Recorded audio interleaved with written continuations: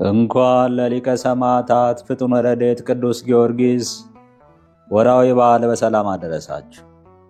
በስመ አብ ወወልድ ወመንፈስ ቅዱስ አሐዱ አምላክ። በክርስቶስ ክርስቲያን፣ በወልድ ውሉድ፣ በመንፈስ ቅዱስ መንፈሳውያን የተሰኛችሁ የተከበራችሁ የልዑል እግዚአብሔር ቤተሰቦች፣ የእናታችን የቅድስት ድንግል ማርያም የአስራት ያደራ ልጆች፣ የቅዱሳን መላእክት፣ የቅዱሳን ጻድቃንና የቅዱሳን ሰማዕታት ወዳጆች በያላችሁ በሰዓት አቆጣጠር እንደምን አደራችሁ፣ እንደምን ዋላችሁ፣ እንደምን አመሻችሁ። አሜን። ሳይገባን በምሕረቱና በቸርነቱ ጠብቆ ለዚህ ሰዓት ያደረሰን የሰራዊት ጌታ ልዑል እግዚአብሔር የተመሰገነ ይሁን። የተወደዳችሁ የባህራን ሚዲያ ቤተሰቦች ዝግጅታችን ለበርካታ የተዋህዶ ልጆች ተደራሽ እንዲሆን ቪዲዮውን ላይክ፣ ሼር እና ኮሜንት በማድረግ ዝግጅቱን ማዳመጥ እንድትጀምሩ በአክብሮት እናስታውሳችኋለን። እንዲሁም ለዚህ ቻናል አዲስ የሆናችሁ የተወደዳችሁ የተዋህዶ ልጆች ቻናላችን ሰብስክራይብ በማድረግና የደወል ምልክቱን በመጫን በየዕለቱ የምንለቃቸው ዝግጅቶች እንዲደርሷችሁ እንድታደርጉ በአክብሮት እናስታውሳችኋለን። ገድለ ቅዱስ ጊዮርጊስ ዘወርኃ ጥቅምት። አንድ አምላክ በሚሆን በአብና በወልድ በመንፈስ ቅዱስ ስም አምኜ የንዑድ ክቡር ኃያል ሊቀ ሰማዕታት ቅዱስ ጊዮርጊስ በወርኃ ጥቅምት 23 ቀን የሚነበብ ነገረ ገድሉ እነሆ ይህ ነው። ከአምላኩ እግዚአብሔር ዘንድ ጥበብና ዕውቀትን የተመላ የንጉሥን ልጅ ብሩክታዊትን ከዘንዶ ደራጎን አፍ ያዳናት የዚህ ንዑድ ኮከብ ኃያል ሊቀ ሰማዕታት ቅዱስ ጊዮርጊስ ጸሎቱና በረከቱ ከኔም ከእናንተም ጋር በወዳጆቹ ሁሉ ላይ ይደር ዛሬም ዘወትርም ለዘላለሙ አሜን። የእግዚአብሔር ልጆች ክርስቲያን ወገኖቼ ሆይ ስሙ የፋርስና የልዳ ፀሐይ፣ የተርሴስና የቤሩት ኮከብ፣ የባህርና የየብስ ብርሃን፣ የጌታችን የኢየሱስ ክርስቶስ ሰማዕት የንዑድ ክቡር ቅዱስ ጊዮርጊስን ትውልዱንና ነገዱን ልንገራችሁ። የሮም ዕፃ በምትሆን በቆጶዶቅያ አገር ያለ የአገረ ገዥ ልጅ ዞሮንቶስ የሚባል አንድ ደግ ሰው ነበረ። በእግዚአብሔር ፍቃድ ወደ ፍልስጤም አገር ሄደ። ወደ ኢያሪኮ ባህርም ደረሰ። በመርከብም ተሳፍሮ ወደ ፍልስጤም አውራጃ ኢዮጴ ደረሰ። ፍልስጤም መልካም አገር ናት። ምድሯም ለምለም፣ ዛፎቿም ረዣዥሞች ናቸው። ዘይቷም ከአገሩ ሁሉ ይልቅ ጣፋጭ ነው። ዞሮንቶስ ይህችን አገር ባያት ጊዜ እጅግ ደስ አሰኘችው፣ በልቡም ወደዳት። በዚህች ፍልስጤም አውራጃም ልዳ የምትባል አገር አለች። የብፁዕ ቅዱስ ጊዮርጊስ አባት ያ ሰውም በዚህች አገር ውስጥ ተቀመጠ። ስሙም በሮም ቋንቋ ዞሮንቶስ ይሰኛል። በግብፅ ቋንቋ አንስጣስዮስ ማለት ነው። ከተወለደባት አገሩ ይልቅ ይህችን አገር ወደዳት። ይህች ቅድስት አገር ሐዋርያ ቅዱስ ጴጥሮስ በውስጧ በማስተማሩ የተቀደሰች፣ ከታመመ 8 ዓመት በሆነው በሽተኛና በሌሎች ምዕመናንም ላይ በቅዱስ ጴጥሮስ እጅ ታምራት የተደረገባት ናትና።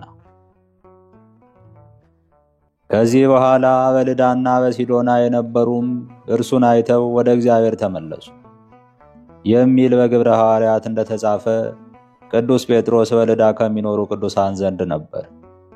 በዚህም የ8 ዓመት ሕሙም ኤንያንን አገኘ። ሐዋርያ ቅዱስ ጴጥሮስም ኤንያን ጌታችን ኢየሱስ ክርስቶስ ይቅር ብሎሃል፣ ተነሳና አልጋህን ተሸከምና ሂድ አለው። ያን ጊዜም ተነስቶ አልጋውን ተሸክሞ ሄደ። ስለዚህም ዞሮንቶስ በልዳ ሀገር ሊኖር ወደደ። የእግዚአብሔር ፈቃድ በዚህች ሀገር እንዲኖር አድርገዋለችና። ወደ መንግሥተ ሰማያት ለሚሄዱ የምልክት ኮከብ፣ የክብር ኮከብ፣ የደስታ ኮከብ፣ በክርስቶስ ስም የተጋደሉ የሕግ ከዋክብት ወደ መንግሥተ ሰማያት እስኪገቡ የመራቸው ብፁዕ ቅዱስ ጊዮርጊስ በዚያ ይወለድ ዘንድ ስሙ ዞሮንቶስ የተባለው አንስጣስዮስ ከክቡራን መኳንንት ከታላላቆች መሳፍንት አንዱ ሆነ። ሺም በተባለች ቦታ ተሾመ። ሮምላ በተባለች አገርም ኖረ። በዚያም ተቀመጠ። በዚያ ዘመን ጋላስና ጋሪስ ነግሰው አንዱ በሮም አንዱ በአንጾኪያ ይኖሩ ነበር። የቅዱስ ጊዮርጊስ አባት አንስጣስዮስም በወርቅና በብር ባለጸጋ ሆነ። ንጉሥ ጋላስም ብዙ ዘመን በቂሳርያ አገር ላይ መስፍን አድርጎት ነበር። የፍልስጤም ዕፃ ከምትሆን ዲያስ ከተባለች አገር በጽር ቋንቋ አቅሌስያ የምትባል ሚስት አገባ። በግብፅ ቋንቋ ቴዎብስታ፣ በግዕዝ ቤተ ክርስቲያን ማለት ነው። ይህች ሴትም የተቀደሰች፣ የተመሰገነች፣ የተባረከች፣ የተመረጠች በብርሃኑ ዓለምን ሁሉ ያበራውን የሰማዕትነት ኮከብ ይሸከም ዘንድ እግዚአብሔር ማኅፀኗን የባረከላት ሴት ነበረች። ከዚህ በኋላ ዘሮንቶስ እርሷን አገባ። 2 ሴቶች ልጆችና ስሙ ጊዮርጊስ የተባለ ልጅ ወለደችለት። ያም ልጅ ደምግባቱ ያማረ፣ ቁመቱ የደጋ ዛፍ የመሰለ፣ መልኩም እንደ መልአከ እግዚአብሔር ያማረ ነበር። የእህቶቹ ስምም የአንዲቱ ማርታ፣ ሁለተኛዋ እስያ ነበር። ቴዎብስቲያ እጅግ ባለጸጋ ነበረች። ወንዶችና ሴቶች አገልጋዮች ነበሯት። ቅዱስ አንስጣስዮስና ቴዎብስታ እግዚአብሔርን የሚወዱ ክርስቲያን ነበሩ። ለድሆችና ለጦም አዳሪዎች ገንዘባቸውን ይመጸውቱ ነበር። እርሱ በወደደው መንገድም ይመራቸው ዘንድ በመዓልትም በሌሊትም ወደ እግዚአብሔር ይጸልዩ ነበር። የሮም ነገሥታት ጋላስና ጋሪስ እግዚአብሔርን የማያውቁ ማምለኪያነ ጣዖት ነበሩ። በቤተ ክርስቲያንም ላይ ብዙ ስደት ያነሱ ነበር። ኋላም ንጉሥ ዱዲያኖስ የሮምን ነገሥታት ወግቶ ሌሎችንም ኃያላን ነገሥታት በሀገራቸው ላይ ሁሉ ድል አደረጋቸው። ከዚህም በኋላ ብላቴናው ጊዮርጊስ የ10 ዓመት ልጅ ሳለ የቅዱስ ጊዮርጊስ አባት 2 ሴቶች ልጆችንና ልጁ ጊዮርጊስን ትቶ አረፈ። ብዙ ገንዘብም፣ ወርቅና ብር፣ ወንዶችና ሴቶች አገልጋዮች፣ እጅግም ብዙ ሀብት ትቶላቸው ነበር። ዳግመኛም ፈረሶችን፣ በቅሎችን፣ ብዙ ከብቶችን፣ ስፍር ቁጥር የሌላቸው በጎችን ትቶላቸው ነበር።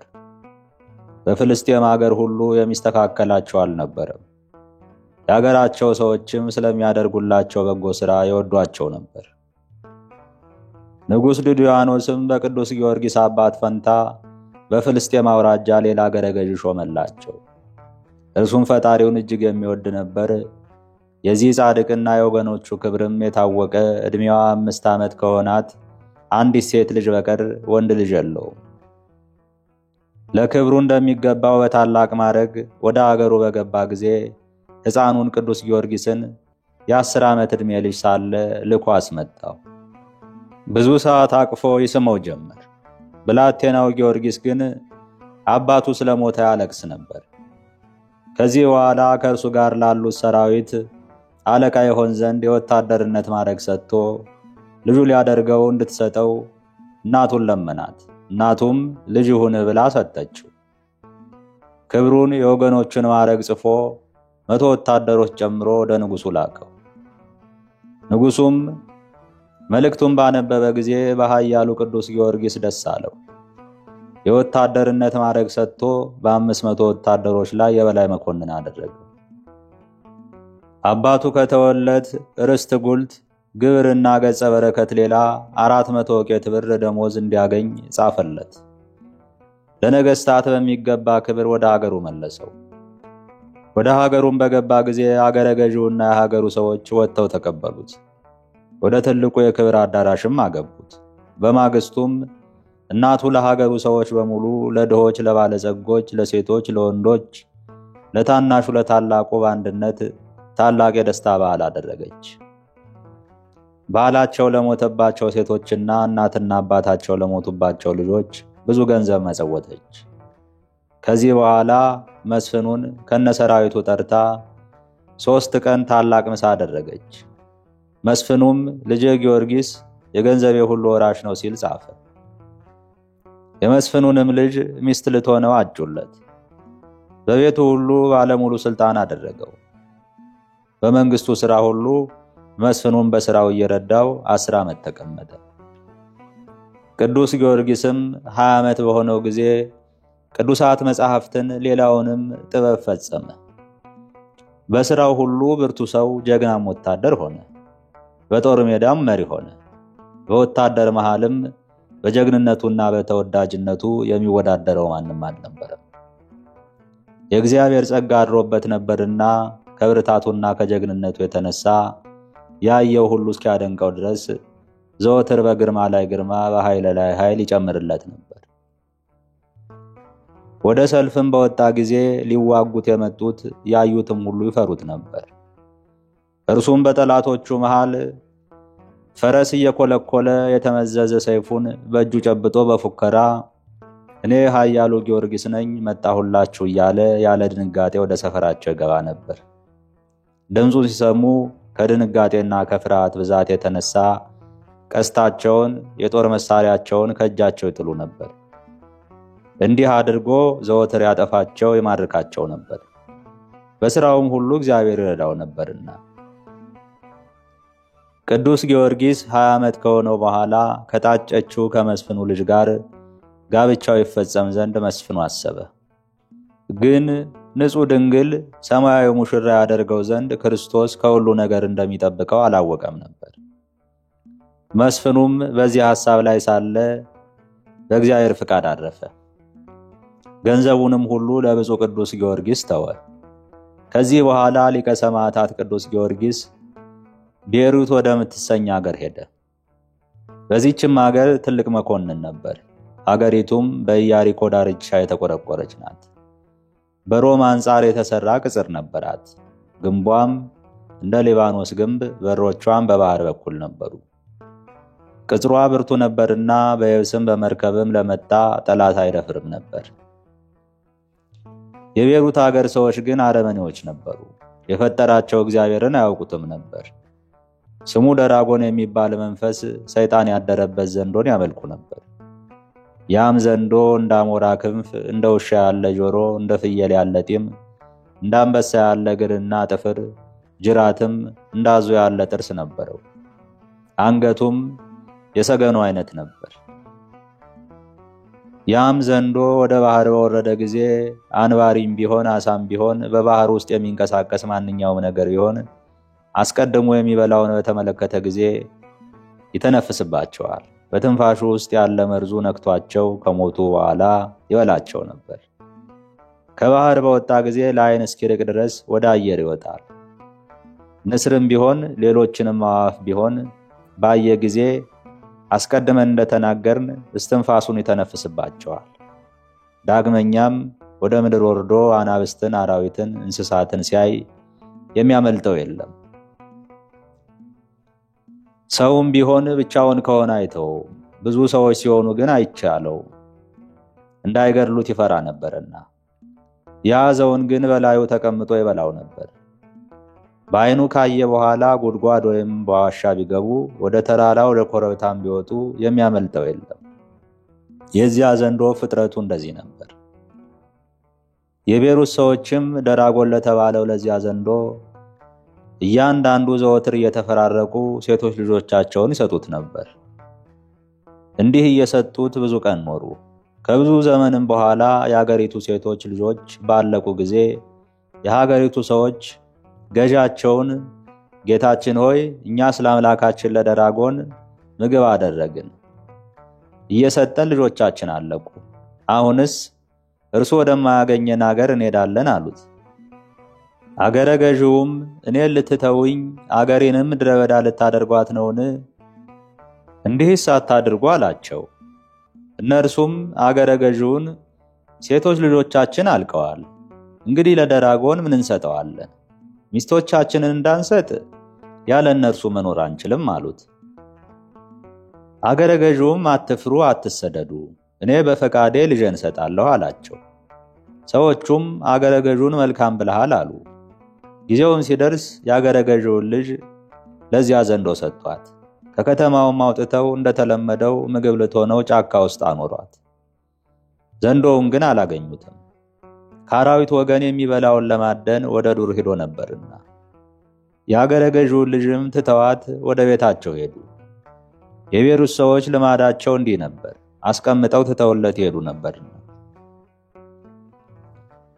ንዑድ ክቡር ፍጡነ ረድኤት ሊቀ ሰማዕታት ቅዱስ ጊዮርጊስም ወደ ቤሩት አገር በደረሰ ጊዜ በጫካዎች ሁሉ ሲዘዋወር የአገረ ገዢውን ልጅ ብቻዋን ተቀምጣ አገኛት። ከዚህ ምን ትጠብቂያለሽ ሲልም ጠየቃት። ያቺ ልጅም ቅዱስ ጊዮርጊስን ጌታዬ ሆይ ለአምላካችን ለደራጎን እንዲበላኝ ሰጥተውኛል አለች። የአምላክሽ የደራጎን ግብሩ ምንድነው አላት። የሆነውን ሁሉ ነገረችው። ኃያሉ ኮከበ ልዳ ሊቀ ሰማዕታት ፍጡነ ረድኤት ቅዱስ ማር ጊዮርጊስም አሁን የታለ አላት። እርሷም የሚበላውን አውሬ ሊፈልግ ሄዷል፣ እኔንም ሊበላኝ ተመልሶ ይመጣልና አንተንም እንዳይበላ ከዚህ ሂድ አለችው። ኃያሉ ቅዱስ ጊዮርጊስም ሰይጣን ያደረበት ይህንን ከይሲ አልፈራውም አላት። እርሷም እኔ ስመለከትህ ጺም ያላወጣህ ሕፃን ነህ፣ ከአምላካችን ከደራጎን አፍ ልጆቻቸውን ማዳን ከተሳናቸው ከቤሩት ሰዎች አንተ ትበልጣለህን አለችው።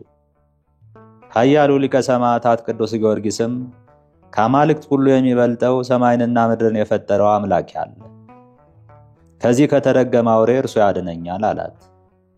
ከልጅቱ ጋር ይህንን ሲነጋገሩ ያዘንዶ በእግሩ እየሰገረ መጣ። ኃያሉ ሊቀ ሰማዕታት ቅዱስ ጊዮርጊስንም ባየው ጊዜ አንገቱን መዘዘ፣ ምላሱንም አውለበለበ። በእርሱ ላይ ሊወረወር ትንፋሹንም ሊተነፍስበት ወደደ። ለእግዚአብሔር ፍቃድ የመጣ በላዩም መንፈስ ቅዱስ ያደረበት ንዑድ ክቡር ሊቀ ሰማዕታት ቅዱስ ጊዮርጊስ ግን ከዘንዶ ቁጣ የተነሳ አልደነገጠም። በሥላሴ ስም በመስቀል ምልክት አማተበበት እንጂ። ያን ጊዜም ዘንዶ ኃይሉ ደከመ፣ መርዙም ጠፋ። ኃያሉ ቅዱስ ጊዮርጊስ ከአምባ ላይ ፈረሱ ወረደ። ዝናሩን ፈቶ የደራጎንን አንገቱን አስሮ ጎትች ብሎ ለልጁ ሰጣት። እርሱ በፈረሱ ላይ ተቀምጦ ልጅቱም ዘንዶውን እየጎተተች ወደ ቤሩት አገር ገቡ። የአገሩ ሰዎችም ባዩት ጊዜ ፈሩ፣ ደነገጡ። የአገሩንም በር ዘጉ። ወደ ግንብም ላይ ይወጣሉ፣ ወደ ሰገነትም ይወጣሉ። የሀገሩ ሰዎችም ሊቀ ሰማዕታት ቅዱስ ጊዮርጊስንም ደራጎንን ያመጣህብን ምን አደረግንህ? በፊትም ልጆቻችንን ጨርሷል፣ እርሱ አምላካችን ነውና አሉት። ኃያሉ ሊቀ ሰማዕት ቅዱስ ጊዮርጊስም ከኢየሱስ ክርስቶስ በቀር ሌላ አምላክ የለም፣ አሁንም ራሱን ማዳን የማይቻለውን ይህን ሰይጣን ዘንዶ ተውና በክርስቶስ እመኑ አላቸው። አምላካችንን አንተውም አሉት። ካልተዋችሁትስ እንዲጨርሳችሁ እኔ ወደ እናንተ ሰደዋለሁ አላቸው። በፈጣሪህ እንድናምን ዘንዶውን ልትገድለው ትችላለህ አሉት። አዎን በጌታ ኢየሱስ ክርስቶስ ኃይል እችላለሁ አላቸው። ይህንም ብሎ ከሀገሪቱ ውጭ አንድ ምዕራፍ ሄደ። የሚያደርገውንም ያዩ ዘንድ ሕዝቡ ተከተሉት። ንዑድ ክቡር ኮከበ ልዳ ሊቀ ሰማዕታት መዓዛ ተጋድሎ የተወደደ ቅዱስ ጊዮርጊስም ከፈረሱ ወርዶ ዝናሩንም ከዘንዶ አንገት ፈትቶ ታጥቆ እንደገና ከፈረሱ ላይ ተቀምጦ ዘንዶውን በጦር ወጋው። ዘንዶውም ሞተ። የቤሩት ሰዎችም ሁሉ ጌታችን ኢየሱስ ክርስቶስ በባሪያው ኃያሉ ኮከበ ክብር ሊቀ ሰማዕታት ቅዱስ ጊዮርጊስ እጅ ያደረገውን ታምራት ባዩ ጊዜ አመኑ። ያን ጊዜም አንድ ካህን አምጥቶ በአብ በወልድ በመንፈስ ቅዱስ ስም አጠመቃቸው፣ ሃይማኖትንም አስተማራቸው። ኃያሉ ቅዱስ ጊዮርጊስ ወደ አገሩ ገባ። እነርሱም በስሙ 2 ቤተ ክርስቲያን፣ አንዱን በቤሩት ከተማ መሃል፣ አንዱንም ደራጎንን በገደለበት ቦታ ላይ ሰሩለት። እስከ ዛሬም አሉ። የተወደደ ንዑድ ክቡር ኮከበ ልዳ ኃያሉ ሊቀ ሰማዕታት ቅዱስ ጊዮርጊስ ልመናውና በረከቱ ከሁላችን ሕዝበ ክርስቲያን ጋር ለዘላለሙ ይኑር አሜን። ታምር ዘወርኃ ጥቅምት። ጸሎቱና በረከቱ ለዘላለሙ በእውነት ከሁላችን ጋር ይሁንና የተወደደ ጽኑ ሰማዕተ ክርስቶስ ንዑድ ክቡር ሊቀ ሰማዕታት ቅዱስ ጊዮርጊስ ያደረገው ታምር ይህ ነው። በጌታችን ኢየሱስ ክርስቶስ ሰማዕት ቅዱስ ጊዮርጊስ ስም ቤተ ክርስቲያንን ባርኮ ያከበራት አንድ ኤጲስቆጶስ ነበር። እርሱም መስዋዕት አዘጋጅቶ ሕዝቡ ሁሉ የቤተ ክርስቲያን ተሰበሰቡ። እነሆ ከልጅነቱ ጀምሮ ጋኔን የያዘው ሰው ነበርና ከሰው ጋር እንዳይገናኝ ዘወትር ይጥለው ነበር። ኤጲስቆጶሱም የቅዳሴውን ጸሎት እያነበበ በሚጸልይበት ጊዜ ያን ሰው በሁሉ ፊት በቤተ ክርስቲያን ውስጥ ጣለው። ጋኔኑም ኤጲስቆጶሱን እኔ ካንተ ምን አለኝ? ከዚህ ሰው ልታስወጣኝ አይቻልህም እያለ ይሳደብና ይራገም ጀመረ። እግዚአብሔር ያከበረው ሊቀ ሰማዕታት ቅዱስ ጊዮርጊስም በህቡ በጽኑ ስቃይ ጋኔኑን አሰቃየው። በሽተኛውንም እጅና እግሩን አስሮ በጀርባው ያለ ገመድ ወደ ላይ 2 ክንድ አርቆ ሰቀለው። የሚይዘው የሚጨብጠውም አልነበረውም። ከዚህ ቀደም እንደዚህ ያለ ተደርጎ የማያውቅ ታምር ተደረገ። ይህንንም የተመለከቱ ሁሉ የቅዱስ ጊዮርጊስን ኃይል ከፍ ያደረገ የጊዮርጊስ አምላክ እግዚአብሔርን አመሰገኑ። ንዑድ ክቡር የተወደደ ሊቀ ሰማዕታት ቅዱስ ጊዮርጊስም በሽተኛውን ከተሰቀለበት አውርዶ ፍጹም ጤንነቱን መልሶለት ከአምዱ ስር አስቀመጠው። ታማሚው ግን ሐሰት እስኪመስለው ምን እንደሆነ አያውቅም ነበር።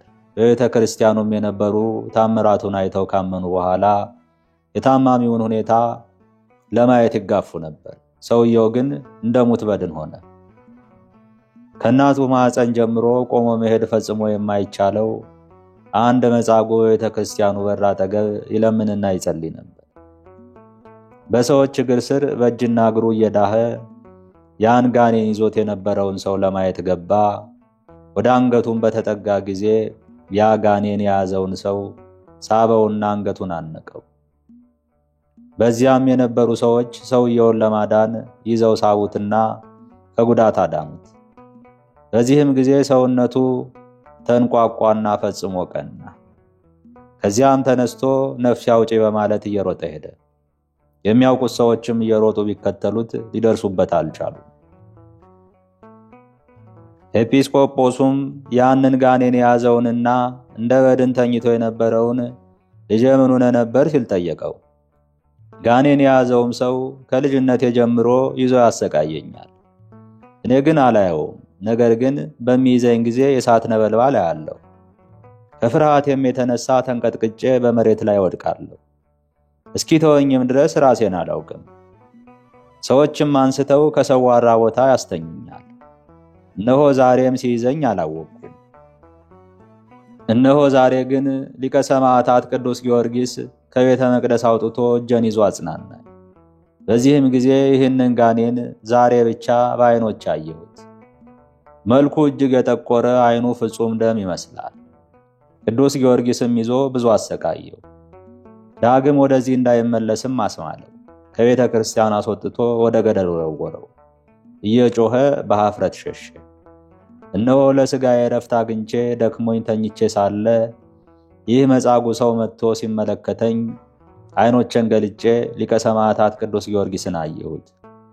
እጄንም ይዞ ወደ መጻጉዕ ሰው አንገት ላይ አጽናናው ዘንድ አመለከተኝ። እነሆ ሰውነቱ ሲንቋቋ እንደሰማችሁት በኃይል ሳብኩት። እርሱም እግሮቹን በአንጻሩ ሳባቸው። ዳግመኛም ለቀው ዘንድ ሲያመለክተኝም ለቀቅኩት። እርሱም እነሆ እንዳያችሁት ተነስቶ ሸሸ። ሊቀ ሰማዕታት ቅዱስ ጊዮርጊስንም በስተራሴ በኩል ወደ ሰማይ ሲወጣ ተመለከትኩት አላቸው። ኤጲስቆጶሳቱና ሕዝቡ ይህን ታምር ሰምተው ፈጽመው አደነቁ። በታላቅ ቃልም እስከ ዘላለሙ እግዚአብሔር የተመሰገነ ነው እያሉ ምስጋና አቀረቡ። ይህ ሰውና ሌሎችም ከደዌ የተፈወሱ ሁሉ እስከ ዕለተ ሞታቸው የሊቀ ሰማዕታት ቅዱስ ጊዮርጊስ ቤተ ክርስቲያንን ሲያገለግሉ ኖሩ። ለዘላለም ምስጋና ለእርሱ ይሁንና በጌታችንና መድኃኒታችን አምላካችን ኢየሱስ ክርስቶስ ኃይል በሊቀ ሰማዕታት ቅዱስ ጊዮርጊስ ቤተ ክርስቲያን ውስጥ ብዙዎች ከርኩሳን መናፍስትና ከብዙ ደዌ የተላቀቁ ወንዶችና ሴቶች ሕፃናትም ሁሉ በእግዚአብሔር ቸርነት ዳኑ። ሁላቸውም ባለ ዘመናቸው በሊቀ ሰማዕታት ቅዱስ ጊዮርጊስ ቤተ ክርስቲያን እያገለገሉ ኖሩ። የሊቀ ሰማዕታት ቅዱስ ጊዮርጊስ በአማላጅነቱ ከሁላችን ጋር ይሁን ለዘላለሙ አሜን። በሞገስና በጸጋ ክብር የተከበብክ በአማላጅነትም ሕሙማንን የፈወስከው ጋኔንን ያሰቃይኸው ለነበረውም በሽተኛ ጤናን ያጎናጸፍከው ሰማዕተ ክርስቶስ ንዑድ ክቡር ሊቀ ሰማዕታት ቅዱስ ጊዮርጊስ ፈትሎ የሚያስደንቅ መልኩ የሚያበራ የደስታ ግምጃን እኔ አገልጋይህን ታለብሰኝ ዘንድ እለምንሃለሁ። አባታችን ሆይ በሰማያት የምትኖር፣ ስምህ ይቀደስ፣ መንግሥትህም ትምጣ፣ ፈቃድህ በሰማይ እንደሆነች እንዲሁም በምድር ትሁን። የዕለት እንጀራችን ስጠን ዛሬ፣ በደላችንም ይቅር በለን እኛም የበደሉንን ይቅር እንደምንል። አቤቱ ወደ ፈተናም አታግባን ከክፉ ሁሉ አድነን እንጂ መንግሥት ያንተ ናትና፣ ኃይል፣ ክብር፣ ምስጋና ለዘላለሙ አሜን። እመቤቴ ማርያም ሆይ በመልአኩ በቅዱስ ገብርኤል ሰላምታ ሰላም እልሻለሁ። በሐሳብሽ ድንግል ነሽ፣ በሥጋሽም ድንግል ነሽ። የአሸናፊ እግዚአብሔር እናት ሆይ ሰላምታ ላንቺ ይገባል። ከሴቶች ሁሉ ተለይተሽ አንቺ የተባረክሽ ነሽና የማኅፀንሽም ፍሬ የተባረከ ነው። ጸጋን የተመላሽ ቅድስት ሆይ ደስ ይበልሽ፣ ልዑል እግዚአብሔር ከአንቺ ጋር ነውና ከተወደደው ልጅሽ ከጌታችን ከመድኃኒታችን ከኢየሱስ ክርስቶስ ዘንድ ይቅርታና ምሕረትን ለምኝልን ኃጢአታችን ያስተሰርይልን ዘንድ ለዘላለሙ አሜን። ከዚህ በመቀጠል የዕለቱን ስንክሳር እናስደምጣለን። ስንክሳር ዘወርኃ ጥቅምት 23 አንድ አምላክ በሚሆን በአብ በወልድ በመንፈስ ቅዱስ ስም ጥቅምት 23 በዚች ቀን ለአባቶች ሊቃነ ጳጳሳት 52ኛ የሆነ የእስክንድርያ ሊቀ ጳጳሳት አባ ዮሴፍ አረፈ። ይህም አባት ከመኑፍ አገር ከታላላቆች ተወላጆች ወገን ነው። ወላጆቹም ብዙ ገንዘብ ያላቸው ነበሩ። ታናሽም ሆኖ ሳለ አባትና እናቱ ትተውት ሲሞቱ ድሃ አደግ ሆነ። አንድ እግዚአብሔርንም የሚወድ ሰው አሳደገው። አድጎ በጎለመሰም ጊዜ የወላጆቹን ገንዘብ ሁሉንም ወስዶ ለድሆችና ለምስኪኖች መጸወተ። ከዚህም በኋላ ወደ አስቄጥስ ገዳም ወጥቶ ከአንድ ጻድቅ ሽማግሌ ሰው አባት ዘንድ መነኮሰ። በበጎ ገድል ሁሉ እየተጋደለ ኖረ። ዳግማዊ አባ ማርቆስም ሊቀ ጵጵስና በተሾመ ጊዜ የዚህን አባ ዮሴፍን በጎ ጠባዩንና የትሩፋቱን ዜና ሰምቶ መልእክተኞችን ልኮ ወደ እርሱ አስመጣው፣ በቤቱም አኖረው። ከብዙ ወራትም በኋላ አባ ዮሴፍ ሊቀ ጳጳሱን አባ ማርቆስን ወደ አስቄጥስ ገዳም ይሄድ ዘንድ ተወይ ብሎ ለመነው። ያን ጊዜም ቅስና ሹሞ አሰናበተው። ሊቀ ጳጳሳት አባ ስምዖንም እስካረፈ ድረስ በዚያ በአስቄጥስ ገዳም ኖረ። ከዚህም በኋላ የግብፅ አገር ያለ ሊቀ ጳጳሳት ብዙ ወራት ኖረች። ከዚህም በኋላ ኤጲስቆጶሳቱ መማለጃ ስለተቀበሉ ከአንድ ሚስቱ ከሞተችበትና ማሰብ ከሆነ ጸሐፊ ጋር ሊቀ ጵጵስና ይሾሙት ዘንድ ተስማሙ። እኩሌቶቹ ግን ተቃወሟቸው። እንዲህም አሏቸው፣ የአባቶቻችን ቀኖናና መማለጃ የሚቀበለውን ሁሉ ወይም ስለ ክህነት ሹመት መማለጃ የሚሰጠውን ያወግዛል። ይልቁንም ይህ ሰው ሚስት አግብቷል፣ እንዴት ሊሾም ይችላል? በወንጌላዊ ማርቆስ ወንበር ላይ የሚሾም ንጹሕ ድንግልም ነውና። ይህንንም ባሏቸው ጊዜ ፈሩ፣ ተመልሰውም ተስማሙ። ለዚች ለከበረ ሹመት የሚሻለውን ይገልጽላቸው ዘንድ ክብር ይግባውና ወደ ጌታችን በአንድ ምክር ሆነው ጸለዩ። እግዚአብሔርም ሰምቷቸው ለዚች የከበረ ሹመት የሚሻል አባ ዮሴፍ እንደሆነ አሳሰባቸው። ከዚህም በኋላ አባ ዮሴፍን ያመጡት ዘንድ ወደ አስቄጥስ ገዳም መልእክተኞችን ላኩ። መልእክተኞችም ይህን አባት ዮሴፍን የመረጥከው ከሆነ ምልክትን ትገልጥልን ዘንድ አቤቱን ለምንሃለን፣ የቤቱም ደጃፍ ክፍት ሆኖ ካገኘን ምልክት ይሁንልን ብለው ወደ እግዚአብሔር ለመኑ። በደረሱም ጊዜ አንዱን መነኮስ እየሸኘ የበዓቱም ደጃፍ ክፍት ሆኖ አባ ዮሴፍን አገኙት። ባያቸውም ጊዜ መንፈሳዊ ሰላምታ በመስጠት እጅ ነሳቸውና በደስታ ተቀብሎ ወደ በዓቱ አስገባቸው። በዚያንም ጊዜ ለአባ ዮሴፍ ሊቀ ጵጵስና ይገባዋል ይገባዋል ይገባዋል እያሉ ይዘው አሰሩት። እርሱ ግን እኔ ብዙ ኃጢአትን ሰርቻለሁና ይህ የከበረ ሹመት አይገባኝም እያለ ይጮህ ነበር። እነርሱም ወደ እስክንድርያ ከተማ ወስደው ሊቀ ጵጵስና ሾሙት እንጂ ምንም ምክንያት አልተቀበሉትም። በወንጌላዊው ማርቆስ ወንበርም በተቀመጠ ጊዜ ለአብያተ ክርስቲያን እጅግ የሚያስብ ሆነ። ለእርሱ የሆነውን የግብሩን ገቢ ወስዶ ምድሮቹን በመግዛት ለአብያተ ክርስቲያን መተዳደሪያ ሊሆኑ ጉልቶች ያደርጋቸው ነበርና። አዘውትሮም ሕዝቡን የሚያስተምራቸው ሆነ። በምን ለእያንዳንዱ ቸል አይልም። ነገር ግን ሰይጣን ስለቀናበት ያለ ሐዘን አልተወውም። ይህም እንዲህ ነው። በምስር አገር የተሾሙ 2 ኤጲስቆጶሳት በሕዝቡ ላይ ክፉ ነገር በማድረግ በማይገባ ሥራ አስጨነቋቸው። እርሱም በርኅራኄና በፍቅር መንጎቻቸውን እንዲጠብቁ አዘዛቸው፣ ለመናቸውም። እነርሱ ግን ሰምተው ከክፋታቸው አልተመለሱም። በሕዝቡም ላይ ችግርን ባበዙ ጊዜ ሕዝቡ ሁሉም በጠቅላላ ወደ ሊቀ ጳጳሳት አባ ዮሴፍ መጡ። በፊቱም እንዲህ ብለው ጮኹ። እኒህን ኤጲስቆጶሳት ከላያችን ካላነሳሃቸው እኛ ወደ ሌላ ሃይማኖት እንገባለን። አባ ዮሴፍም በመካከላቸው ሰላምን ለማድረግ ብዙ ትግልን ታገለ፣ ግን አልተቻለውም። ከዚህም በኋላ በግብፅ አገር ያሉትን ኤጲስቆጶሳት ለጉባኤ ሰበሰባቸውና ስለ እሊህ 2 ኤጲስቆጶሳት ነገራቸው። አሁንም ከመንጋዎቻቸው ጋር ሊያስታርቅ ሽቶ እኒህን ኤጲስቆጶሳት ወደ ጉባኤው አስቀረባቸው። እነርሱ ግን የጉባኤውን የእርሱንም ቃል አልተቀበሉም። ስለዚህም ያ ጉባኤ ከሹመታቸው ሻራቸው። እነርሱም ወደ ግብፅ ንጉሥ ሄደው በሊቀ ጳጳሳት አባ ዮሴፍ ላይ በሐሰት ነገር ሰሩበት። ሊቀ ጳጳሳት አባ ዮሴፍንም ያመጡት ዘንድ ንጉሡ ወንድሙን ከጭፍራ ጋር ላከው። የንጉሡም ወንድም ወደ ሊቀ ጳጳሳቱ በደረሰ ጊዜ ተበሳጨ። ይገለውም ወዶ ሰይፉን መዞ ሊቀ ጳጳሳቱን ሊመታው ሰነዘረበት። ግን እጁ ወደ ሌላ ተዘንብሎ ምሰሶ መጥቶ ሰይፉ ተሰበረ። እጅግም ተቆጥቶ ሌላ ሰይፍን መዞ በመላ ኃይሉ መታው። ያን ጊዜም ሰይፉ ካንገቱ ወደ ወገቡ ተመልሶ ልብሱንና ቅናቱን ብቻ ቆረጠ። የንጉሡም ወንድም ከክፋት ንጹሕ እንደሆነ፣ ስለዚህም አምላካዊት ኃይል እንደምትጠብቀው አሰበ፣ አስተዋለ። ወደ ንጉሡም በክብር አደረሰው። ወንድሙ ለሆነ ንጉሥም በእርሱ በሊቃነ ጳጳሳቱ ላይ የሆነውን ሁሉ ነገረው። ንጉሡም ፈራው፣ አከበረውም። ከዚህም በኋላ ስለ ከሰሱት ስለ 2ቱ ኤጲስቆጶሳት ጠየቀው። እርሱም ስለ ክፉ ሥራቸው በጉባኤ እንደተሻሩ እውነቱን ለንጉሡ አስረዳው። ያን ጊዜም ሐሰተኞች እንደሆኑ ንጉሥ አወቀ፣ ይገድሏቸውም ዘንድ አዘዘ። ሊቀ ጳጳሳት አባ ዮሴፍም ንጉሡን እንዲህ ብሎ ማለደው። ጌታችን በክፉ ፋንታ በጎ እንድናደርግ እኛን አዞናልና ስለ እግዚአብሔር ብለህ እኒህን ማራቸው እንጂ አትግደላቸው። ንጉሡም ስለ የዋህነቱ አደነቀ፣ ልመናውንም ተቀብሎ ማረለት።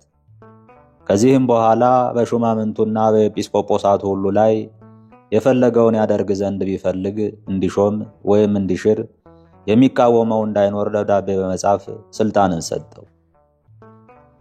በዚህም አባት ዘመን የኢትዮጵያ ንጉሥ ወደዚህ አባት ወደ ሊቀ ጳጳሳት አባ ዮሴፍ እንዲህ ብሎ መልእክትን ላከ። ለወንጌላዊው ማርቆስ መንበርና በላዩ ለመቀመጥ ለተገባው ቅድስናህ እጅ ነሳለሁ። በእኔና በመንግሥቴ ላይ በመላ ወገኖቼ በኢትዮጵያ ሰዎች ላይ ይቅርታ እንድታደርግና አባታችንን አባ ዮሐንስን እንድትልክልን እለምንሃለሁ። ከአገራችን ሰዎች ከእውነት መንገድ የወጡና የሳቱ ጳጳሳችንን አባ ዮሐንስን እኔ ሳልኖርና ሳላውቅ አባረውታልና፣ ስለዚህም በሀገራችን ሸነፈርና ድርቅ ሆኖ ከሰዎችም ከእንስሶችም ብዙዎች አለቁ። አሁንም አባቴ ሆይ ስንፍናችንን ይቅርበል፣ መሐሪና ይቅርባይ ወደሆነ እግዚአብሔር ፈጽሞ ይማልድልን ዘንድ በከበረች ጸሎቱም ከዚህ መከራ እንድን ዘንድ አባታችንን አባ ዮሐንስን ላክልን። አባቴ ሆይ የተባረረበትን ምክንያት እኔ አስረዳሃለሁ። እኔ ልጅህ ከአባቴ ከጳጳስ አባ ዮሐንስ ቡራኬ ተቀብዬ እርሱ ከሰራዊቴ ጋር በፍቅር አሰናብቶኝ ወደ ጦር ሜዳ ሄድኩ። ከጦር ሜዳም በተመለስኩ ጊዜ አባቴን አባ ዮሐንስ ጳጳሱን አጣሁት። ስለ እርሱም በጠየቅኩ ጊዜ በቀድሞ ዘመን ዮሐንስ አፈወርቅን ንግሥት አውዶክስያ እንዳሳደደችው በክፉዎች ሰዎች ምክር ንግሥቲቱ ሚስቴ ማሳደዷን የቀኖናውንም ትእዛዝ በመተላለፍ በፍቃዳቸው ሌላ ጳጳስ እንደሾሙ ነገሩኝ። እርሱ አባ ዮሐንስም ከኢትዮጵያ ባሳደዱት ጊዜ ወደ አስቄጥስ በመሄድ አስቀድሞ በመነኮሰባት በአባ ሙሴ ጸሊም ገዳም በዚያ ተቀመጠ። የኢትዮጵያ ንጉሥ መልእክትም ወደ ሊቀ ጳጳሳት አባ ዮሴፍ በደረሰች ጊዜ አነበባት። ስለ ኢትዮጵያ ንጉሥ የሃይማኖት ጽናት እጅግ ደስ አለው። ፈጥኖም ወደ አስቄጥስ ገዳም መልእክተኞችን ልኮ አባ ዮሐንስን ወደ እርሱ አስመጥቶ አረጋጋው፣ አጽናናው። ከዚያም በኋላ ከደጋጎች ሰዎች ጋር ወደ ኢትዮጵያ አገር ላከው። አባ ዮሐንስም ወደ ኢትዮጵያ አገር በደረሰ ጊዜ ቸነፈር ተወገደ፣ ዝናብም ዘነበ። ንጉሡና መላው የኢትዮጵያ ሰዎች ደስ ብሏቸው እግዚአብሔርን አመሰገኑት። ይህም ሊቀ ጳጳሳት አባ ዮሴፍ መናፍቃንን የሚገስጻቸው ሆነ። ሕዝቡንም ከአባቶቻቸው በተቀበሏት በቀናች ሃይማኖት እንዲጸኑ አስተማራቸው። ከቅዱሳት መጻሕፍትም ለእነርሱም ስውር የሆነውን ተርጉሞ ያስረዳቸዋል፣ ያስገነዝባቸዋል። በትምህርቱና በጸሎቱም እንዲህ ጠበቃቸው። ጌታችንም በእጆቹ ብዙዎች ታምራትን አደረገ። ያማረች ገድሉንም ፈጽሞ እግዚአብሔርንም አገልግሎ በሰላም በፍቅር አረፈ። መላ የሕይወቱም ዘመን 78 ነው። ከምንኩስና በፊት 20 ዓመት፣ በምንኩስናና ተጋድሎ 39 ዓመት፣ በሊቀ ጵጵስና ሹመት 19 ዓመት ኖረ። ለእግዚአብሔር ምስጋና ይሁን። እኛንም በዚህ አባት ጸሎት ይማረን፣ በረከቱም ከኛ ጋር ትኑር ለዘላለሙ አሜን። በዚህችም ቀን የቆሮንቶስ ሀገር ኤጲስቆጶስ ዲዮናስዮስ በአላውያን ነገሥታት በዲቅልጥያኖስና በመክስሚያኖስ ዘመን በሰማዕትነት አረፈ። ይህንንም ቅዱስ በያዙት ጊዜ ብዙ ስቃይን አሰቃዩት። ማሰቃየቱንም በሰለቹ ጊዜ ራሱን በሰይፍ አስቆረጡት። የሰማዕትነት አክሊልንም ተቀበለ። በረከቱም ከኛ ጋር ትኑር ለዘላለሙ አሜን። በዚህችም ቀን የቅዱሳን ኢላሪዮስ፣ ጣንቅያቅ፣ ቴዎዶሲዮስ፣ ቴዎላስ፣ ዮሳብና ገድላ የሰማዕት እስክንድርያ መታሰቢያቸው ነው። በረከታቸውን ከኛ ጋር ትኑር ለዘላለሙ አሜን። ጥቅምት 23 ቀን የሚከበሩ ዓመታዊ የቅዱሳን በዓላት፣ አንደኛ አባ ዮሴፍ ጻድቅ ሊቀ ጳጳሳት፣ ሁለተኛ ቅዱስ ዲዮናስዮስ ሰማዕት፣ ሦስተኛ ቅዱስ ኢላሪዮስ፣ አራተኛ ቅድስት ለእስክንድርያ ሰማዕት። ወርሃዊ በዓላት፣ አንደኛ ልበ አምላክ ቅዱስ ዳዊት፣ ሁለተኛ ቅዱስ ጊዮርጊስ ሊቀ ሰማዕታት፣ ሦስተኛ ነቢየ ጽድቅ ቅዱስ ሰለሞን ንጉሠ እስራኤል፣ አራተኛ አባ ጢሞቴዎስ ገዳማዊ፣ አምስተኛ ቅዱስ ዳንኤል ነቢይ፣ ስድስተኛ አባ ሳሙኤል፣ ሰባተኛ አባ ስምዖን፣ ስምንተኛ አባ ገብርኤል። ኤጲስቆጶስ እንደ እግዚአብሔር መጋቢ የማይነቀፍ ሊሆን ይገባዋልና የማይኮራ፣ የማይቆጣ፣ የማይሰክር፣ የማይጨቃጨቅ፣ ነውረኛ፣ ረብ የማይወድ፣ ነገር ግን እንግዳ ተቀባይ፣ በጎ የሆነውን ነገር የሚወድ፣ ጠንቃቃ፣ ጻድቅ፣ ቅዱስ፣ ራሱን የሚገዛ ይሁን። ሕይወት በሚገኝበት ትምህርት ደግሞ ሊመክር ተቃዋሚዎቹንም ሊወቅስ ይችል ዘንድ እንደ ተማረው በታመነ ቃል ይጽና። ቲቶ ምዕራፍ 1 ከቁጥር 7 እስከ 10። ጌታ ሆይ ከብልጽግናቸው ብዛት የተነሳ ብዙ መባ ካገቡት ይልቅ የድሃይቱን አነስተኛ መባ እንደተቀበልክ ለሁል ጊዜ የሚያገለግሉ አላፍ መላእክትን እያሳሰብኩ በችግሬ ጊዜ የማቀርብልህን ምስጋና ተቀበል። እናንተን ቅዱሳን ነቢያት፣ የወንጌል ሰባኪያን ሐዋርያት፣ ሰማዕታትና ጻድቃን፣ ትጉሃን መላእክት፣ ፍጹማን ደናግል፣ እንዲሁም ደጋጎች መነኮሳት ሆይ ልጅ አዋቂ ሳይለይ የምንሰበሰብበትን የጉባኤ ቦታ ባርኩ። ይህን መጽሐፍ ወረቀት አዘጋጅቶ ብራና ዳምጦ የጻፈውና ያጻፈውን ከግዕዝ ወደ አማርኛ የተረጎመውን ቃለ ንባቡን በእርጋታ መንፈስና በተመስጦ ሕሊና ያዳመጠ በደለኛን ሁሉ በምታስምር በጌታ እናቱ በማርያም ጸሎት ኢየሱስ ክርስቶስ በአንድነት ይማረና። አነሳስቶ ላስጀመረን አስጀምሮ ላስፈጸመን ለልዑል እግዚአብሔር ክብር ምስጋና ይግባው። አባታችን ሆይ በሰማያት የምትኖር፣ ስምህ ይቀደስ፣ መንግሥትህም ትምጣ፣ ፈቃድህ በሰማይ እንደሆነች እንዲሁም በምድር ትሁን። የዕለት እንጀራችንን ስጠን ዛሬ፣ በደላችንም ይቅር በለን እኛም የበደሉንን ይቅር እንደምንል። አቤቱ ወደ ፈተናም አታግባን ከክፉ ሁሉ አድነን እንጂ መንግሥት ያንተ ናትና፣ ኃይል፣ ክብር፣ ምስጋና ለዘላለሙ አሜን። እመቤቴ ማርያም ሆይ በመልአኩ በቅዱስ ገብርኤል ሰላምታ ሰላም እልሻለሁ። በሐሳብሽ ድንግል ነሽ፣ በሥጋሽም ድንግል ነሽ። የአሸናፊ እግዚአብሔር እናት ሆይ ሰላምታ ላንቺ ይገባል። ከሴቶች ሁሉ ተለይተሽ አንቺ የተባረክሽ ነሽና የማፀንሽን ፍሬ የተባረከ ነው። ጸጋን የተመላሽ ቅድስት ሆይ ደስ ይበልሽ፣ ልዑል እግዚአብሔር ከአንቺ ጋር ነውና ከተወደደው ልጅሽ ከጌታችን ከመድኃኒታችን ከኢየሱስ ክርስቶስ ዘንድ ይቅርታና ምሕረትን ለምኝልን ኃጢአታችን ያስተሰርይልን ዘንድ ለዘላለሙ አሜን።